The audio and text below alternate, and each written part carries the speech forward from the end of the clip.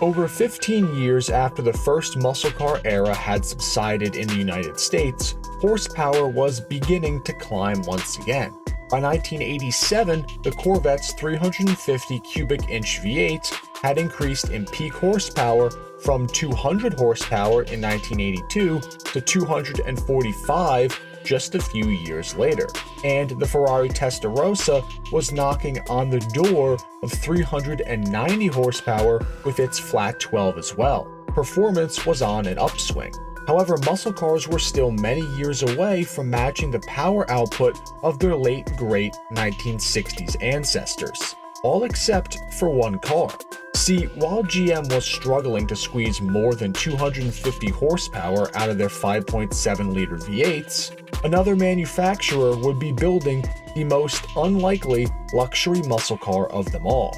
With a ground-pounding 430 horsepower coming from its naturally aspirated 5.3-liter V8, this was the hottest factory V8-powered car around.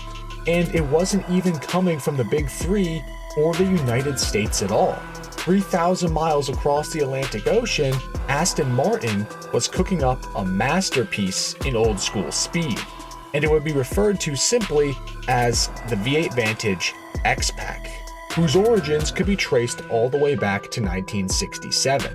See, Aston Martin in the years prior had seen a meteoric run-up in brand recognition thanks to the likes of the one and only James Bond. The DB5 was the it car of the world just a few years earlier.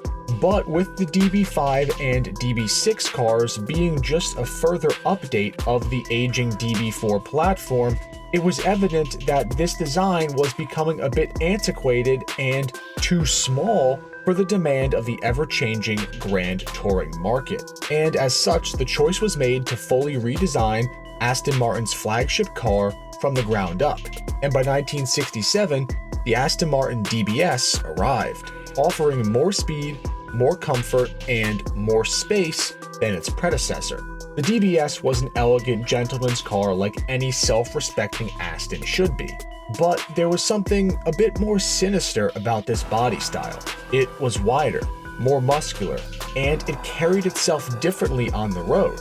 It had some attitude to it, but its aluminum body was still hand-formed and assembled just like the brand's other cars. It's also alleged that even the quarter panel shape of this new Aston DBS was very heavily inspired by that period of American muscle cars in the 60s.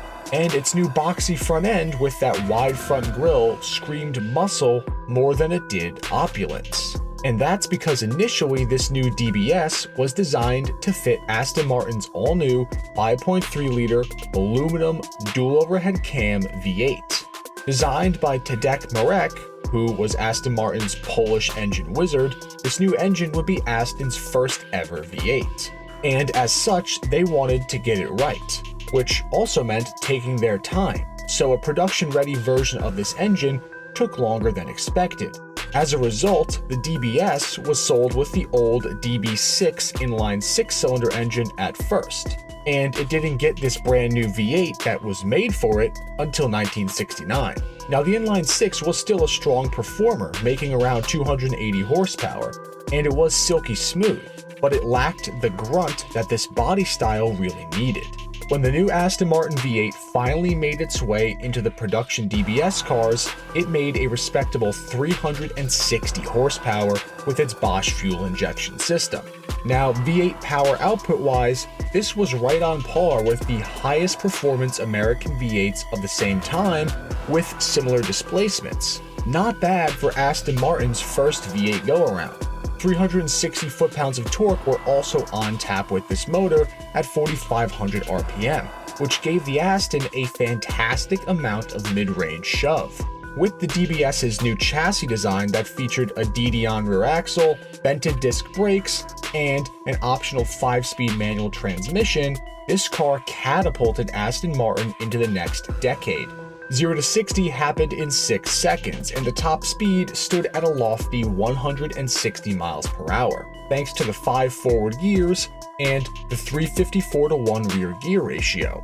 A 3-speed automatic was also available as a transmission option, but it severely hampered performance. the 5-speed was what you wanted to have. However, that fuel injection system that I mentioned earlier that seemed so cutting edge for the time actually caused a myriad of issues. So many, in fact, that Aston actually reverted the later cars back to a carbureted setup because of all the issues they faced with it. They eventually figured it out later on, but it took them a while of just making carbureted cars first. Visually, the DBS V8 cars remained pretty much the same until 1973, which was when the new facelifted cars arrived, affectionately referred to as the Series 2 cars or just the Aston Martin V8s, no longer the DBS V8s. These got a redesigned front fascia that ditched the flat one-piece grille and quad headlight setup for a much simpler and more elegant single headlight setup on each side with a separated grille, and in my opinion, this body looks way better. Power dropped to 310 horsepower by 1973, and as the years progressed, tightening emissions laws choked the Astons out to a mid-200 horsepower peak power range. By the mid-1970s, Aston offered a new Stage 1 engine option, which brought peak power back up to 305 horsepower thanks to a reworked exhaust and new cams. Entering into 1977, the Aston Martin V8 would embark on an upward trajectory that would end up bringing us the baddest version yet. The Aston Martin V8 Vantages debuted in 1977, bringing with them a further redesigned front end with a blocked off-center grille and enclosed hood bulge with 2 large fog lamps in the middle of what used to be the grille. This new rework made the car even more aggressive looking, and under the hood there were big performance gains as well. The carburetors were changed and upgraded to larger 48mm IDF Webers that were mounted on redesigned intake manifolds. Along with these changes, the engine received larger valves, modified exhaust manifolds, updated camshafts, and an increased compression ratio. These mods altogether allowed the 5.3-liter V8 to produce around 380 horsepower, though Aston Martin modestly described the power output as adequate at the time. The suspension for the Vantages was also overhauled with adjustable Coney dampers, shorter springs, and a thicker anti-roll bar, plus the addition of new wider tires. The interiors were also fitted with upgraded materials, fully completing the new Vantage package. Now, for the late 1970s, 380 horsepower was criminally fast. 0 to 60 was now in the 5-second range, and the top speed was knocking on the door of 170 miles per hour. Not bad for a nearly 4,000-pound car back then.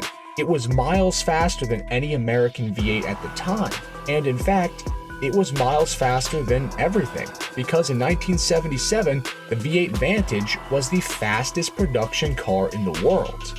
And there was still more to give, because fast forward a few years to 1986, and the pinnacle of naturally aspirated V8 performance worldwide was here, in the form of the V8 Vantage X-Pack.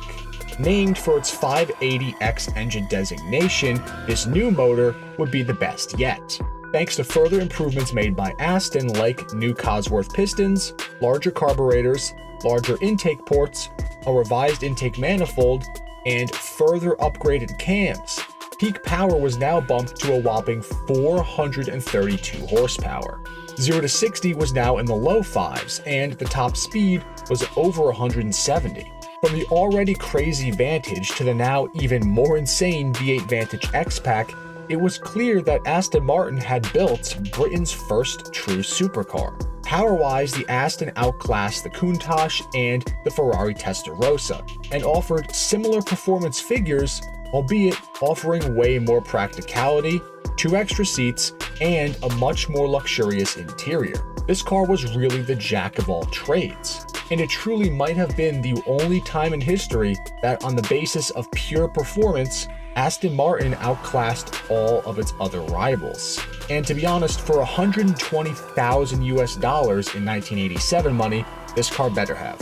The only shame is that just 137 X-Pack cars were built, according to RM Sotheby's, before the car was phased out for the new Virage and Vantage of the early 90s, which means that your chance of seeing an actual real factory X-Pac car are slim to none. Thankfully though, Aston Martin Works, who essentially are the factory-supported classic Aston wizards, offer services today to upgrade their V8s into X-Pac specifications and beyond. We're talking a 6.3-liter, near 500 horsepower version of that iconic Aston V8 for the man who needs the pinnacle of luxury performance. But of course, that performance doesn't come cheap. Now, the main reason that I wanted to cover this car in a video is twofold. Number one, because it is without a doubt my favorite looking car ever made. And number two, when you put this car in the context of the time it was made, it really was just a muscle car in a suit. And I may get flack for saying that, but I don't mean it in a bad way. Sure, it's an Aston, it's elegant, it's expensive, and it's handmade. But a carbureted V8 with a manual transmission and rear-wheel drive, it doesn't really get any more classic muscle than that. Especially with the looks of this generation Aston car, it really does look like just a better put together, more sculpted version of a muscle car. So that begs the question, is this classic Aston truly the ultimate luxury muscle car, or is it just an overpriced alternative? Let me know in the comments down below. But that about wraps it up for this video. Again, thank you all for watching another video.